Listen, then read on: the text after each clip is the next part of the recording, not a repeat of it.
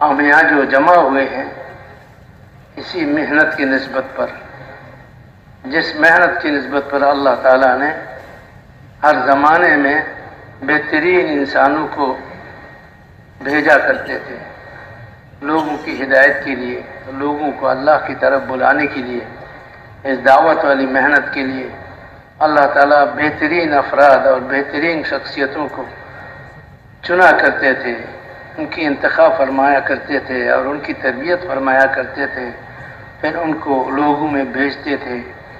وہ لوگوں میں چل پھر کر انبیاء علیہ السلام جو معصوم ہوتے تھے، وہ لوگوں میں چل پھر کر اپنی جان و مال لگا کر لوگوں میں محنت کر کے لوگوں میں چل پھر کر لوگوں کو اللہ کی طرف بلاتے تھے، آخرت کی طرف بلاتے تھے، ان کو اپنے مقصد زندگی کی طرف بلاتے تھے کہ اے لوگوں، یہ دنیا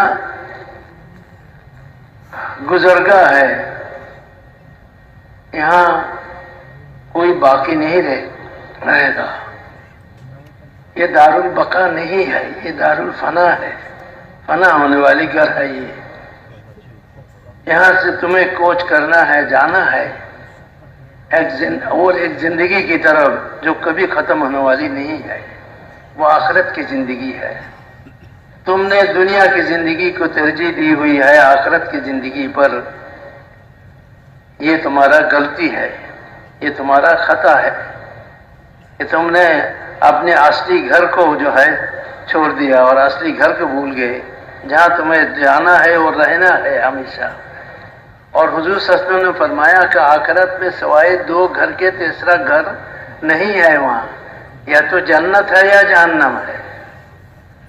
یا آدمی اگر زندگی دنیا میں اللہ کی مرضی کے مطابق گزارتا ہے تو اللہ تعالیٰ ان فرما برداروں کے لیے جنت بنائی ہے۔ جنت کیا ہے؟ سارے ناز و نعمت، سارے خواہشات اور شہوتوں کا پورے ہونے کا وہ جگہ ہے جنت، کہ انسان کی ساری خواہشات وہاں جنت میں پوری کی جائے گی۔ تو وہ جنت تمہارا ٹھکانہ ہے، تم نے دنیا کو آخرت پر ترجیح دی ہوئی ہے۔ تو انبیاء علیہ السلام لوگوں کو آخرت یاد دلاتے تھے اور موت کے بعد آنے والی زندگی کی طرف بلاتے تھے، اور لوگوں کو اللہ تعالیٰ کی تعارف کراتے تھے کہ اے لوگوں، اللہ خالق ہے، ہمارا مالک ہے، اس نے اپنی قدرت سے سارے کائنات کو بنایا ہے اور ساری کائنات کی ہر چیزوں کو جو ہے بنایا ہے۔ یہ اللہ تعالیٰ اس حیثیت سے ساری چیزوں کا وہ مالک ہے۔ للہ ملک السماوات والارض، تو آسمان و زمین کی ساری چیزوں پر اللہ تعالیٰ کی ملکیت ہے، اللہ تعالیٰ ہر چیز کا مالک ہے اور وہ بادشاہ ہے، وہ سب کچھ کرتا ہے، کرنے والا کرتا دھرتا وہی ہے، اسی کے ہاتھ میں سب کچھ ہے، وہ جو چاہتا ہے کرتا ہے، جیسا چاہتا ہے کرتا ہے، جب چاہتا ہے کرتا ہے، اور رات و دن کا مالک ہے۔ موسم کی تبدیلی ان کے ارادے سے ہوتی ہے۔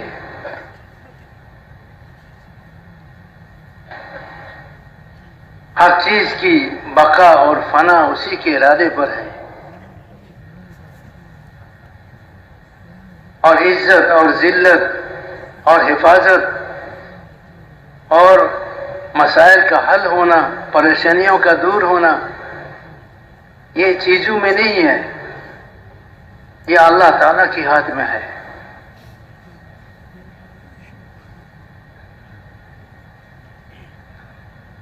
اور عزت کا خزانہ اللہ کے پاس ہے، اور ذلت کا خزانہ بھی اللہ کے پاس ہے۔ اللہ کے خزانے سے عزت آتا ہے، ذلت آتا ہے۔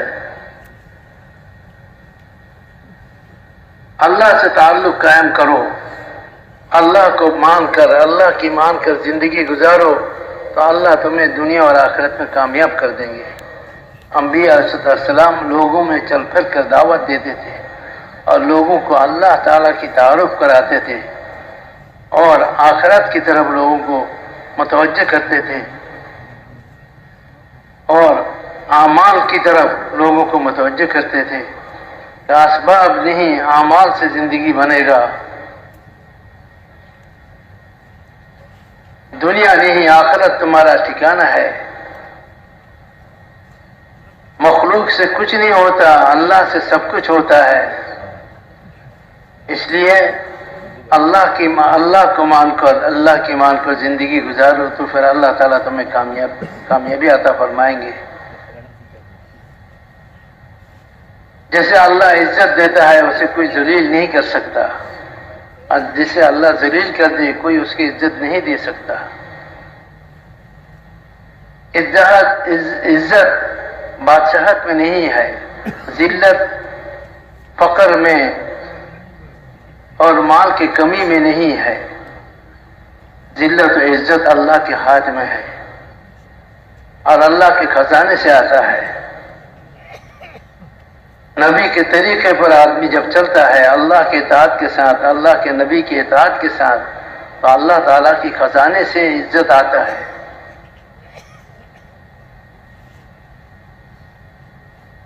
آدمی جس حال میں بھی ہو، اگر وہ اللہ کے مطیع و فرما بردار رہ کر زندگی گزارنے والا ہوتا ہے تو پھر اللہ تعالیٰ ہر حال میں ان کی مدد فرماتے ہیں۔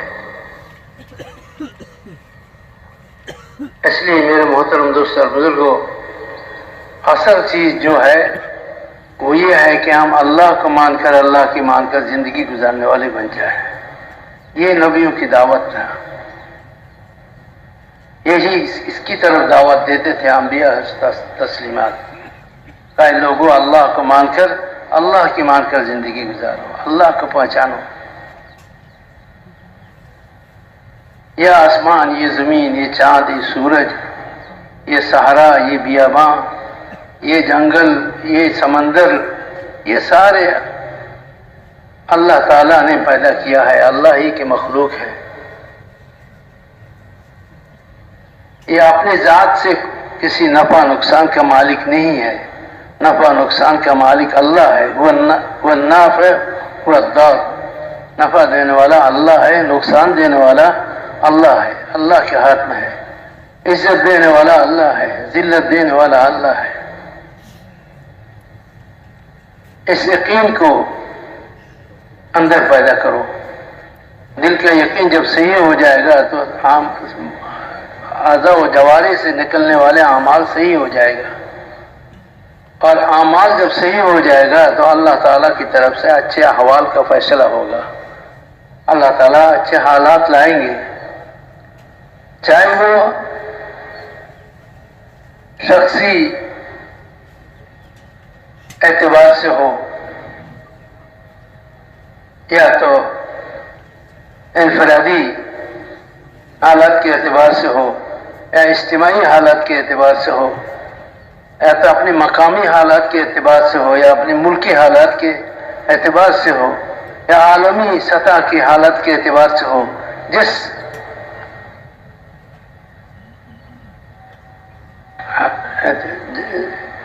جس طرح بھی ہو، معاملہ اللہ تعالیٰ کے ہاتھ میں ہے، مسئلہ اللہ تعالیٰ کے ہاتھ میں ہے۔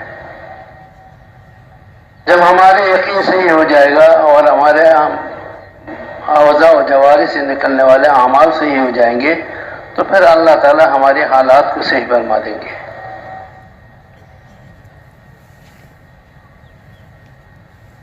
آپ جو ہے سارے دنیا کے انسان اپنے حالات کو صحیح کرنے کے لیے اسباب کے پیچھے محنت کر رہے ہیں، اعمال کو چھوڑ کر۔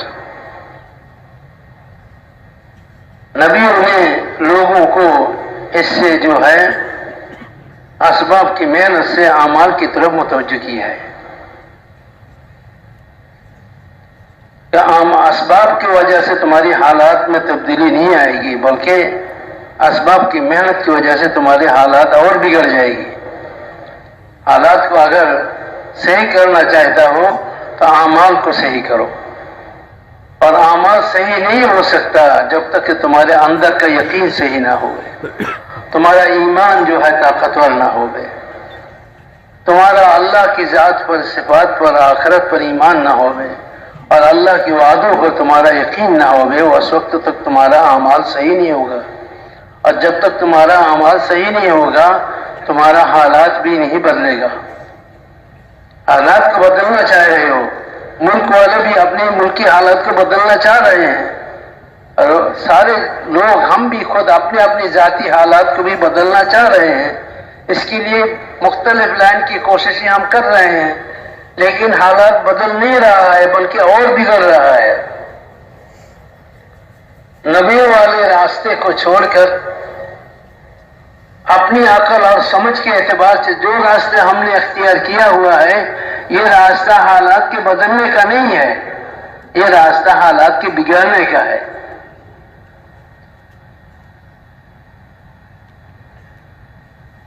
آپ جس چیز کے استعمال کی وجہ سے اور جس چیز کے کھانے کے پینے کی وجہ سے بیماری پیدا ہوئی ہے، اور اسی چیز کے استعمال سے بیماری کیسے دور ہوگا؟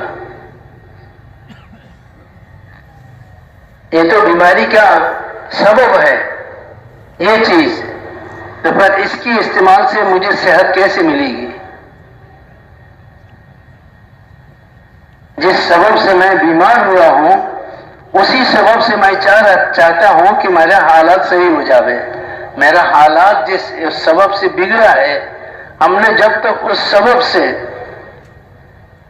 رجوع نہیں کرتے ہیں اللہ کی طرف اور استغفار نہیں کرتے ہیں اور اپنی حالات کو نہیں بدلتے ہیں، اپنے یعنی اعمال کو نہیں صحیح کرتے ہیں، تو اللہ تعالی ہماری حالات کو نہیں سدھاریں گے۔ چاہے وہ حالات ہماری انفرادی ہو، چاہے وہ حالات اجتماعی ہو، چاہے وہ حالات مقامی ہو، چاہے وہ حالات گھریلی حالات ہو، چاہے وہ ہمارے حالات ہمارے شہر کے ساتھ متعلق ہو یا ہمارے ملک کے ساتھ متعلق ہو، چاہے وہ حالات ہماری عالمی سطح پر ہو، جس سطح پر ہو، اگر محنت کا طریقہ غلط ہے کہ جس محنت سے، جس اعمال سے حالات کو اللہ بگاڑتے ہیں، اسی راستے پر ہم چلتے ہیں، اسی راستے پر ہم محنت کرتے ہیں، تو ہمارا حالات کبھی صحیح نہیں ہوگا۔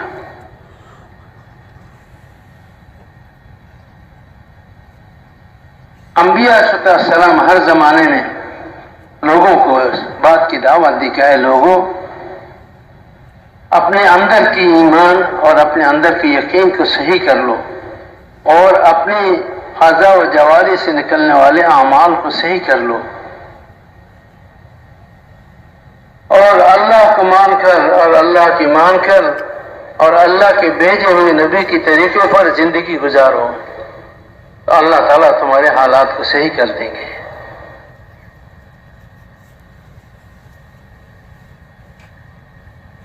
اس کی دعوت انبیاء علیہ السلام دیتے تھے، اور آخری نبی حضرت محمد مصطفیٰ صلی اللہ علیہ وسلم تشریف فرمائے، انہوں نے بھی پورے عالم کو اس طرف متوجہ فرمایا کہ اے لوگوں، اپنے اندر کی ایمان اور اپنے اندر کے یقین کو صحیح کر لو، اور اپنے اعضاء و جوارح سے نکلنے والے اعمال کو صحیح کر لو، تو اللہ تعالیٰ تمہاری انفرادی، اجتماعی تمام حالتوں کو اللہ تعالیٰ درست فرما دیں گے۔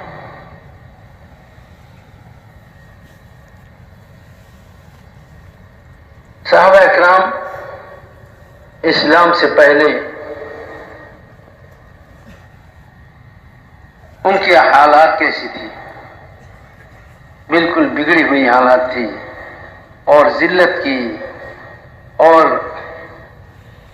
پریشانی کی حالت میں، اور بھوک اور پیاس اور آپس میں لڑائی جھگڑے اور ہر قسم کی گندگی سے بھرا ہوا زندگی تھا۔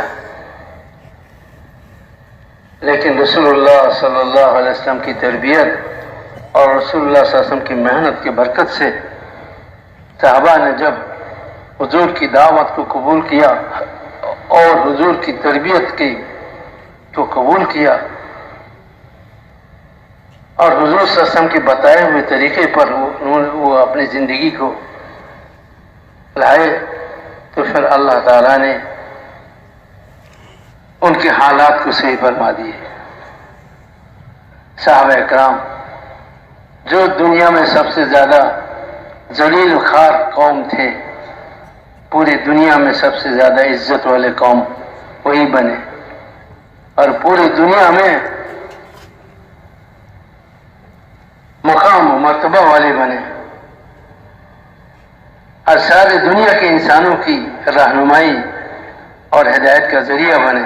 حضرت صحابہ اکرام خود گمراہ تھے اور بھٹکے ہوئے تھے اور شرک و کفر میں ڈوبے ہوئے تھے، لیکن رسول اللہ صلی اللہ علیہ وسلم کی تربیت ایسی برکت والی تربیت تھی کہ حضور کی تربیت کی برکت سے صحابہ اکرام کو وہ زندگی ملی، اللہ اکبر، کہ سارے دنیا کے انسانوں کے لیے وہ رہنما اور رہبر بن گئے، کہ ساری دنیا کے انسانوں کو یہ کہہ رہے تھے کہ ہماری طرح ہو جاؤ، لوگوں سے یہ کہہ رہے تھے کہ ہماری طرح ہو جاؤ، حالانکہ یہ ساری دنیا کے سب سے ذلیل ترین انسان تھے، سب سے ذلیل ترین، لیکن رسول اللہ صلی اللہ علیہ وسلم کی تربیت کی برکت سے انہیں وہ زندگی حاصل ہوا کہ پوری دنیا کے رہنما اور رہبر بنے۔ آپ حضور صلی اللہ علیہ وسلم کی امتی ہونے کی وجہ سے یہ محنت کی نسبت ہمیں بھی حاصل ہوئی ہے، ہمیں بھی حاصل ہے کہ ہم ختم نبوت کی برکت سے حضور کی امتی میں ہونے کی وجہ سے آپ یہ دعوت والی محنت کی ذمہ داری ہم پر بھی عائد ہوتی ہے۔ ہم بھی اگر اس محنت کو نبوی طرز پر صحابہ والی جذبے کے ساتھ اور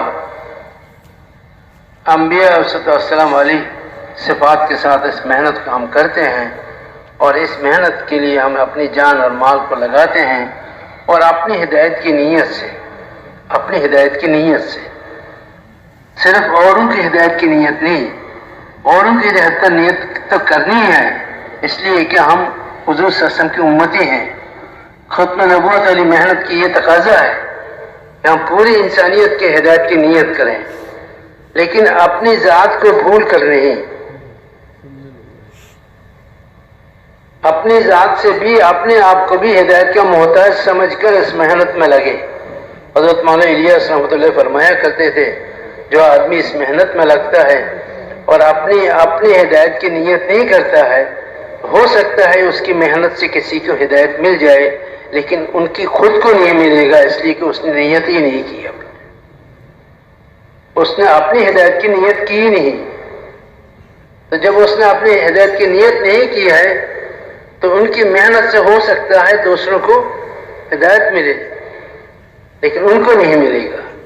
ایسے اپنی ہدایت کی نیت پہلی ہو کہ مجھے اس کام میں جو لگنا ہے اور اس کام کو کرنا ہے اور اس کے لیے جو قربانی اور محنت کرنا ہے، قربانی دینا ہے، اس کا نیت کیا ہو کہ میری ہدایت، کہ اللہ تعالیٰ مجھے ہدایت دے دے، اللہ تعالیٰ میری زندگی کو سدھار دے، اللہ تعالیٰ میری اعمال کو صحیح فرما دے، اور اللہ تعالیٰ اوروں کی ہدایت کے لیے مجھے ذریعہ بنا دے۔ اس کی دعا بھی کرنی چاہیے، اس کی بھی جذبہ اندر ہو کہ اللہ تعالیٰ ہمیں دوسروں کی ہدایت کے لیے ذریعہ بنا دے۔ حضور صلی اللہ علیہ وسلم نے فرمایا ہے کہ وہ بہترین اور مبارک انسان ہے وہ جس کو اللہ تعالیٰ خیر کا ذریعہ بناتا ہے اور شر کے مٹنے کا ذریعہ بناتا ہے۔ بدبخت انسان وہ ہے جس کو اللہ تعالیٰ شر کے زندہ ہونے کا ذریعہ بناتا ہے اور خیر کے مٹنے کا ذریعہ بناتا ہے۔ اس لیے اللہ تعالیٰ سے یہ مانگنا بھی ہے کہ اللہ ہمیں خیر کے پھیلنے کا اور خیر کے وجود میں آنے کا ذریعہ بنا دے اور شر کے مٹنے کا ذریعہ بنا دے، ہمیں خیر کا چابی بنا دے اور شر کے بند ہونے کا جو تالا شر کے لیے تالا بنا دے۔ تو اپنی ہدایت کی نیت سے اس محنت کو کرنا اور قیامت تک آنے والے انسانوں کی ہدایت کی نیت بھی کرنی ہے، کیونکہ رسول اللہ صلی اللہ علیہ وسلم کا یہ نیت تھا کہ پورے دنیا میں کوئی انسان بغیر ایمان کے دنیا سے نہ جائے۔ یہ حضور کا دل کا تمنا تھا، آرزو تھا، اور امت کا کوئی فرد جہنم میں نہ جائے۔ اس لیے پوری امت کی ہمدردی خیر خواہی ہمارے دل میں ہو۔ جو جان اور مال جو صلاحیت اللہ تعالیٰ نے ہمیں دی ہے، ہم اس راستے میں نبوی طریقے پر اس کو لگائے اور نبوی سوچ نبوی فکر کے ساتھ اس راستے میں ہم قربانی دیں، جان مال لگائیں۔ انبیاء علیہ السلام نے اپنی ساری صلاحیتیں، سارے قوتیں ظاہری باطنی اس دعوت والی محنت میں لگائی۔ تمام انبیاء علیہ السلام کی سیرت اور قرآن میں انبیاء علیہ السلام کی سیرت جو ہے، ان کی محنت کی جو واقعات ہیں، یہ سارے گواہ ہیں کہ انبیاء علیہ السلام نے اپنی ساری طاقت کو دعوت پر لگائی تھی۔ حضرت نوح علیہ السلام نے 950 سال تک، کتنے سال تک؟ 950 سال تک محنت کی، رات دن اپنی تمام قوت اس دعوت میں خرچ کی، اپنی تمام فکری قوت کو اور عملی قوت کو اس راستے میں لگائے۔ انفرادی طور پر محنت کی، اجتماعی طور پر محنت کی، صبح شام محنت کی، رات دن محنت کی۔ لوگ ان کو تکلیف پہنچاتے تھے، ان کی مذاق اڑاتے تھے، انہیں گالیاں دیتے تھے، انہیں پتھر مارتے تھے، زخمی کر دیتے تھے۔ باوجود اس کے کہ پورے دن بھر محنت کرتے کرتے چکناچور ہو جاتے تھے، تھک جاتے تھے، پھر ہمت کر کے محنت شروع کر دیتے تھے، پھر دوبارہ محنت شروع کر دیتے تھے، پھر تھکتے تھے، پھر محنت کرتے تھے۔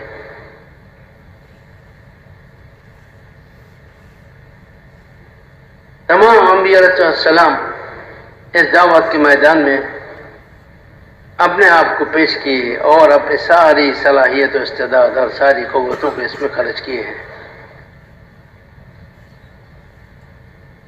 جو لوگ انبیاء علیہ السلام کی دعوت پر ایمان لائے اور ان کی دعوت پر لبیک کہیں، وہ تو کامیاب ہو گئے، اور جو انکار کیے تو وہ ناکام ہو گئے۔ یہ کامیابی ناکامی کا یہ سلسلہ جو ہے قیامت تک کے لیے ہے کہ ہمارے نبی کو اللہ تعالیٰ نے قیامت تک کے لیے نبی بنا کر بھیجا ہے اور قیامت تک کے انسانوں کی محنت ہدایت کی محنت دے کر بھیجا ہے، اور ان پر جو ہے کتاب جو اتاری ہے وہ بھی سارے کتابوں سے بڑی کتاب ہے اور ساری شریعتوں سے مکمل شریعت دے کر اللہ تعالیٰ نے حضرت محمد صلی اللہ علیہ وسلم کو بھیجا ہے۔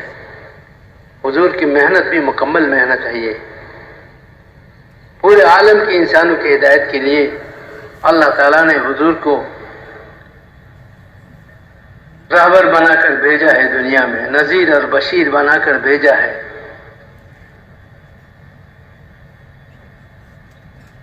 اب حضور کے طریقے پر محنت میں امت کو ہدایت ملے گی۔ حضور صلی اللہ علیہ وسلم کے طریقے سے ہٹ کر کوئی بھی محنت امت کے لیے ہدایت کا ذریعہ نہیں بن سکتا، بلکہ امت کے گمراہی کا سبب بنے گا۔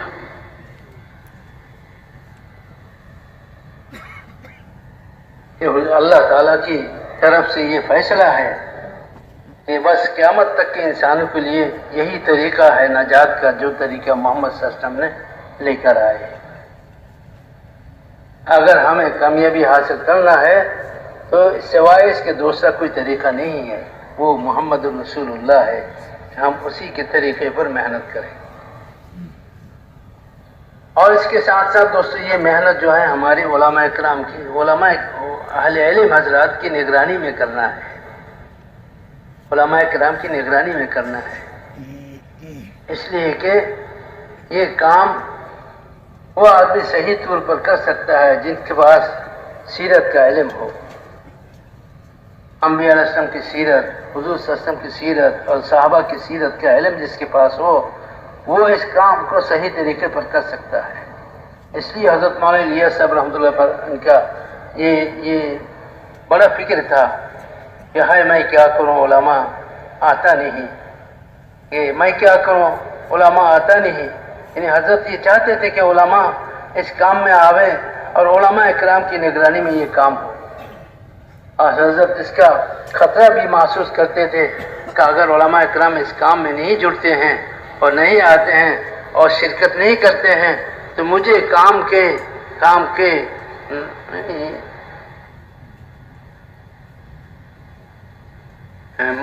کے بارے میں خطرہ ہے۔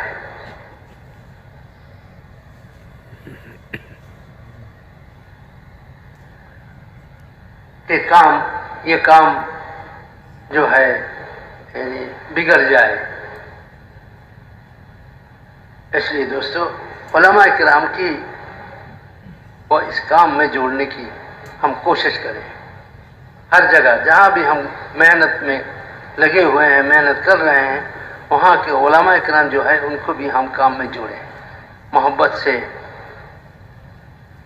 اکرام سے، کارگزاری سنا کر، احوال سنا کر، امت کے حالات احوال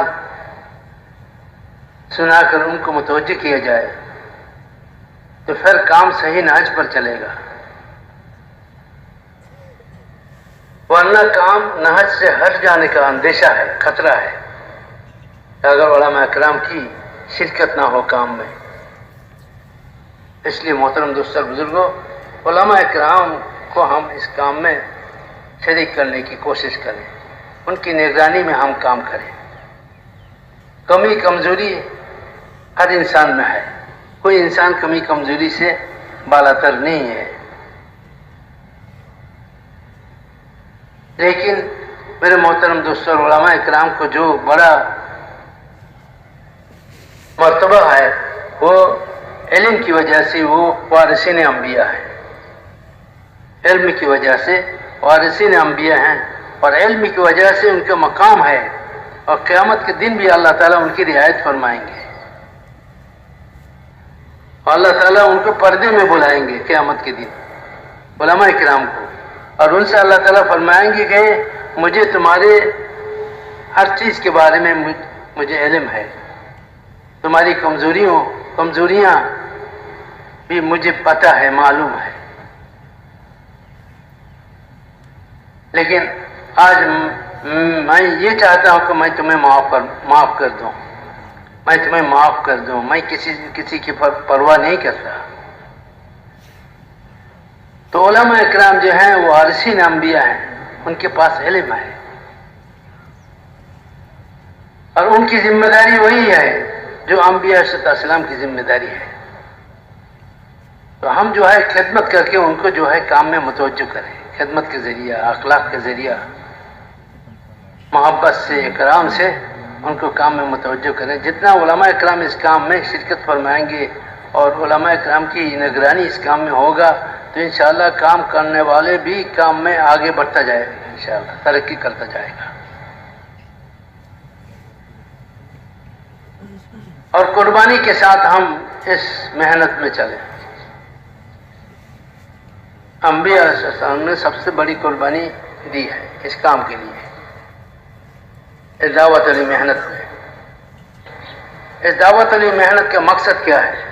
اس دعوت علی محنت کا مقصد دین کا زندہ ہونا ہے، دین ہے اور کچھ نہیں، کیونکہ اللہ تعالیٰ نے دنیا آخرت کی کامیابی دین میں رکھا ہے، اور دین کے بغیر انسان کامیاب نہیں ہو سکتا ہے۔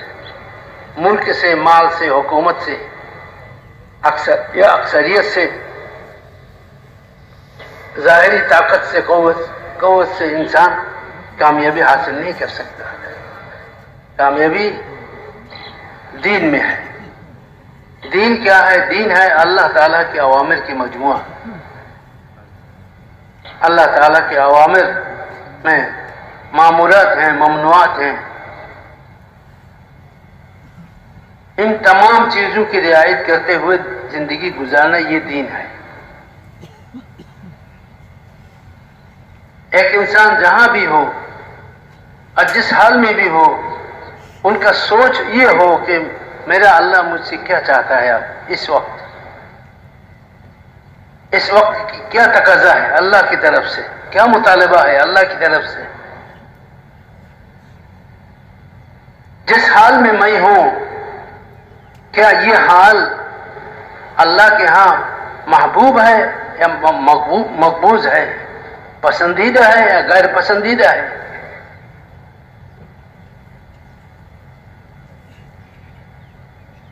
ہر حال میں ہم اللہ کے اوامر کو سامنے رکھ کر چلیں. تجارت میں، زراعت میں، کاشتکاری میں، گھریلو نظام میں، سماج میں، جہاں بھی ہم ہیں، ہر حال میں اللہ کے اوامر کی رعایت کے ساتھ ہم اپنی زندگی گزار رہے ہیں. یہ استعداد ہم میں پیدا ہو جائے دعوت کی محنت کے ذریعہ. دعوت کی محنت سے ایمان میں تقویت پہنچے گی، ایمان میں کمال آئے گی دعوت کی محنت سے. اور ایمان کی تقویت اور کمال سے اللہ کے اوامر پر چلنا آسان ہو جائے گا. اللہ تعالیٰ کی ترتیب بھی ایسی ہے کہ اللہ تعالیٰ نے 6-7 سال تک صرف ایمان کی محنت میں لگائی مسلمانوں کو، صحابہ کو. 7 سال تک نہ نماز، نہ روزہ، نہ حج، نہ زکات. 7 سال تک کی محنت صرف ایمان کی. اور مولانا الیاس رحمۃ اللہ علیہ بھی فرمایا کرتے تھے کہ اگر اس محنت کا کوئی نام رکھتا تو تحریک ایمان رکھتا، کہ یہ محنت ایمان کی تحریک ہے، تحریک ایمان ہے. اس محنت سے ایمان میں تقویت پہنچتی ہے، ایمان طاقتور ہوتا ہے.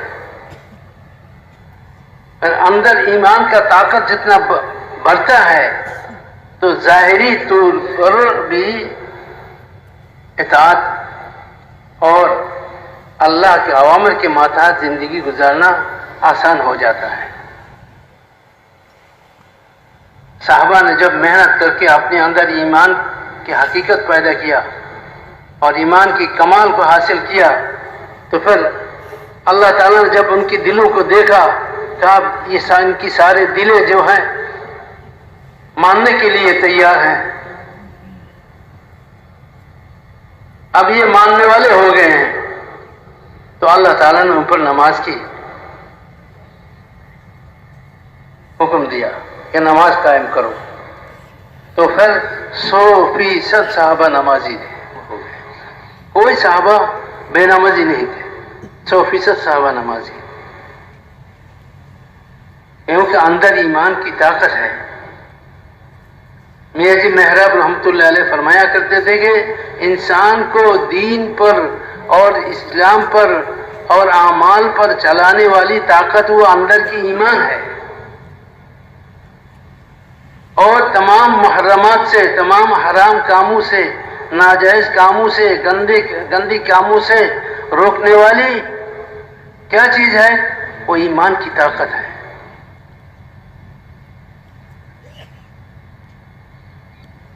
وہ آنکھوں کو نیچا کرنے والی گناہ کی جگہ سے کیا چیز ہے؟ وہ ایمان کی طاقت ہے جو آنکھوں کو نیچا کر دے گی. جب سامنے کوئی حرام آوے تو اندر کی ایمان آنکھوں کو نیچا کر دے گی. یہ اندر کی ایمان زبان کو صدق پر، سچائی پر لائے گا. یہ زبان جھوٹ نہیں بولے گی اندر کے ایمان کی وجہ سے، یہ اپنے ظاہری نقصان کو برداشت کرے گا، لیکن جھوٹ بول کر نقصان سے بچنے کے لیے کوشش نہیں کرے گا۔ وہ اندر کی ایمان ان کو روکے گا کہ نہیں جی جھوٹ بولنا نہیں، جھوٹ بولو گے تو اللہ ناراض ہو جائے گا، اور اللہ ناراض ہو جائے گا تمہارا دنیا اور آخرت برباد ہو جائے گا۔ اللہ کی ناراضی بہت بڑی چیز ہے، اور اللہ کی رضامندی بھی بہت بڑی چیز ہے۔ جس نے اللہ کو راضی کیا تو سارے دنیا آسمان اور زمین کے سارے خیر اور بھلائی اس نے حاصل کر لیا، تو اس نے اللہ کو راضی کر لیا۔ اور جس نے اللہ کو ناراض کر دیا سارے خیر سے وہ محروم ہو گیا۔ اب جو حکموں والی زندگی گزارنے والے ہوں گے اور اللہ کے حکموں کے مطابق اور نبی کے طریقے کے مطابق زندگی گزاریں گے، وہ اللہ کے مطیع و فرمانبردار ہوگا، وہ تقوی والے ہوں گے، وہ متقی ہوں گے، وہ نیک اور صالح ہوں گے۔ اور اللہ جل جلالہ فرماتے ہیں اعددت لعبادی الصالحین ما لا عین رأت ولا اذن سمعت ولا خطر علی قلب بشر، میں نے میری نیک اور صالح بندے بندیوں کے لیے اور میرے ماننے والے بندے بندیوں کے لیے اور میرے حکموں کی رعایت کرنے والے بندے بندیوں کے لیے ایسے نعمتیں ہم نے پیدا کی ہیں جنت میں کہ نہ کسی آنکھوں نے دیکھا اور نہ کسی کانوں نے سنا اور نہ کسی دلوں پر گزرا ہے۔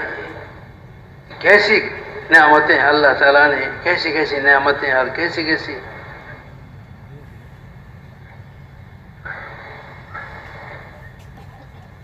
چیزیں راحت کی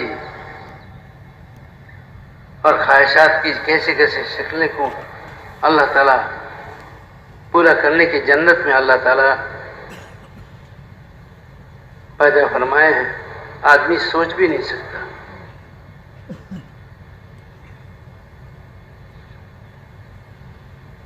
تو میرے بھائی اور بزرگوں، اس راستے میں رسول اللہ صلی اللہ علیہ وسلم نے بہت بڑی قربانی دی ہے، صحابہ کرام نے اس راستے میں، دعوت کے راستے میں قربانی دی ہے۔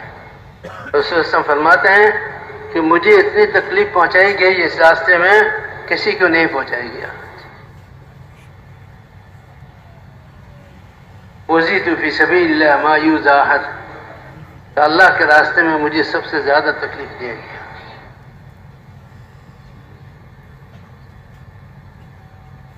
اور مختلف حالات سے گزرے، بھوک، پیاس، خوف۔ بھوک کی تو یہ حالت تھی کہ حضور صلی اللہ علیہ وسلم کے گھروں میں بھی 2 مہینے ایسے گزر جاتے تھے کہ چولہوں میں آگ نہیں جلتی تھی۔ اور حضرت فاطمہ رضی اللہ تعالیٰ عنہ نے ایک مرتبہ ایک روٹی، گرم روٹی حضور صلی اللہ علیہ وسلم کے پاس بھیجا۔ حضور نے وہ روٹی نوش فرمائے اور فرمایا کہ فاطمہ کئی دن کے بعد تیرے باپ کے پیٹ میں یہ گرم کھانا گیا ہے، کئی دنوں کے بعد۔ اور حضور کے گھر والوں کے اوپر بھی وہ سارے احوال دین کی اس محنت کی وجہ سے آئے، وہ بھی اس تمام احوال کو برداشت کیے۔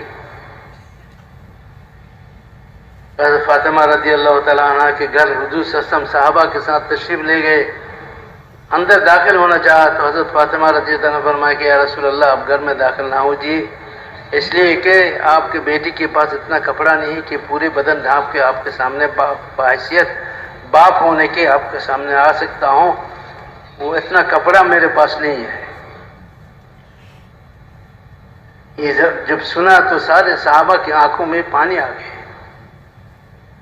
حضور نے صحابہ کی طرف دیکھا، پھر حضور نے اپنے چادر مبارک کو گھر پھینکا اور کہا کہ فاطمہ اس سے اپنی بدن ڈھانپ لو، اور فرمایا ان ابنتی ھذا سیدۃ اہل الجنہ نساء اہل الجنہ، کہ میرے یہ بیٹی جنت میں سارے عورتوں کی سردار ہوگی۔ حضور کے گھر والوں کے، حضور کی بیویاں، حضور کے نواسے، حضور کی بیٹی، داماد، سب کے سب نے اس دعوت کی راستے میں قربانی دی اور بھوک پیاس برداشت کی۔ حضرت حسین رضی اللہ، حسن اور حسین رضی اللہ عنہ بھی بھوک کی وجہ سے زمین پر گر کر روتے تھے۔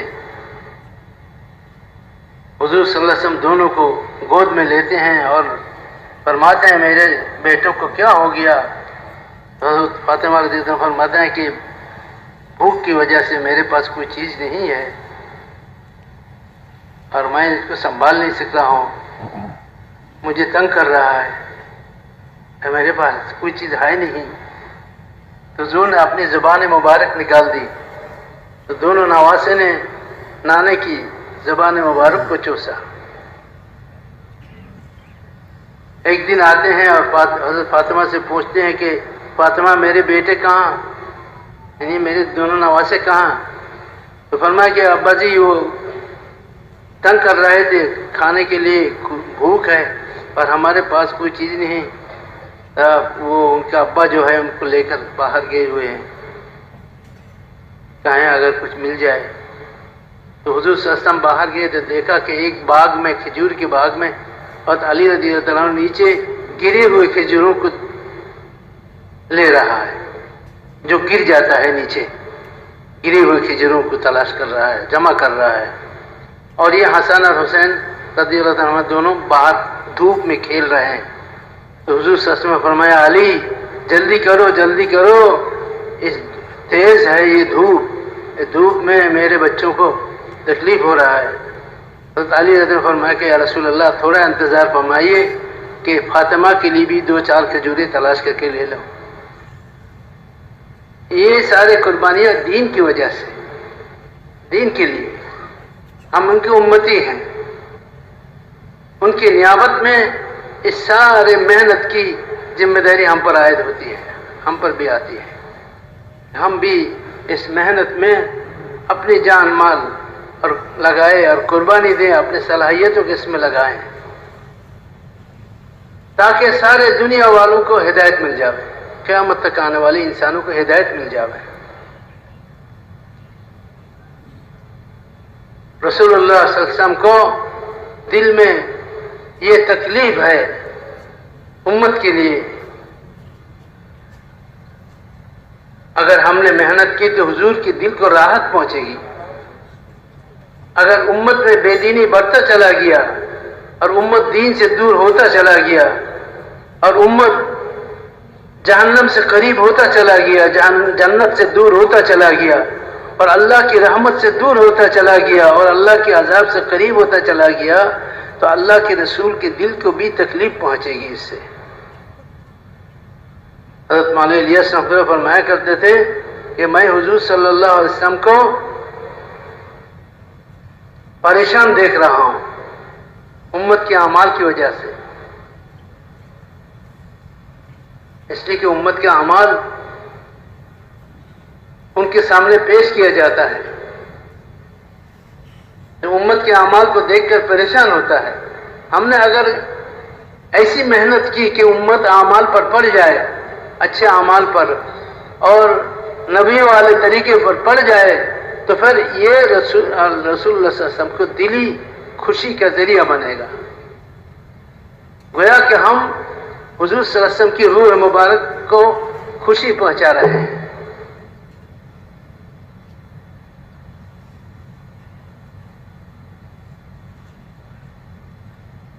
کیسا ہوگا یہ خوش نصیب انسان کہ جس کی وجہ سے رسول اللہ صلی اللہ علیہ وسلم کے دل کو سرور پہنچے، جس کی وجہ سے رسول اللہ صلی اللہ علیہ وسلم کے دل کو خوشی پہنچے۔ رسول اللہ صلی اللہ علیہ وسلم کا دل خوش ہو، کیسا خوش نصیب انسان ہے یہ۔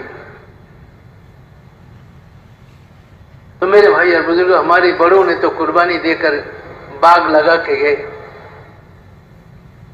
ہم اس باغ کے پہرے دار ہیں، دیکھنا ہے کہ کیا حال ہے باغ کا، اور ہم نے اپنی ذمہ داری کتنے ادا کیے. اس لیے دوستو، جو نہج پر ہمارے بزرگوں نے کام کو چھوڑ کے کیا ہے، ہم اس کی کوشش کریں کہ اس نہج پر کام رہے اور ایسی محنت کریں کہ اللہ تعالیٰ ہماری محنت پر راضی ہو کر عالم کے انسانیت کی ہدایت کی بھی فیصلہ فرماویں اور ہمارے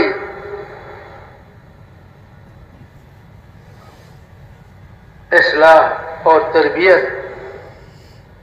اور ہدایت کا اللہ تعالیٰ اس محنت کا ذریعہ بنا دے.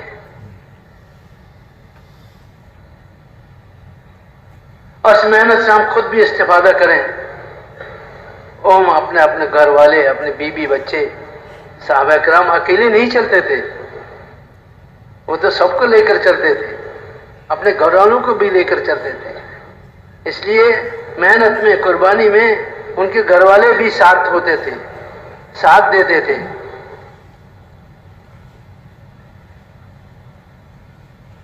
اس لیے صحابہ کرام کے لیے آسان ہو گیا تھا کہ بڑے بڑے قربانیاں دینا اور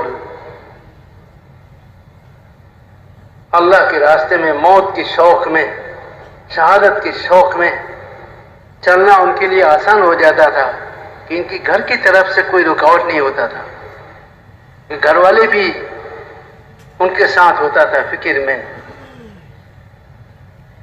اپنے آپ کو امتی سمجھتے تھے، گھر کی عورتیں بھی، بوڑھے بچے بھی، کہ میں امتی ہوں، یہ میرا بھی ذمہ داری ہے. جو ذمہ داری ہماری نبی کی ہیں، ان کی نیابت پر یہ ذمہ داری میری بھی ہے.